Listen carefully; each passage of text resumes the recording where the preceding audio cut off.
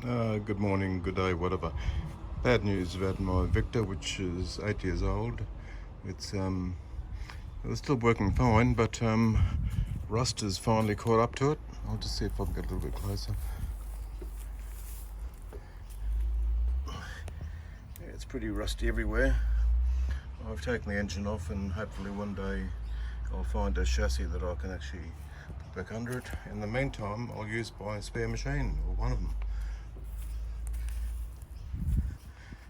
which is this one here. Same brand, little smaller version, works well. And another new thing that I'm doing is they're running on solar energy mind.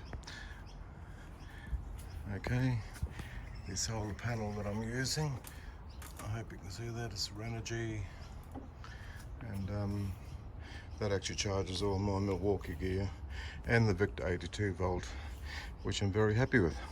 Okay, thanks very much.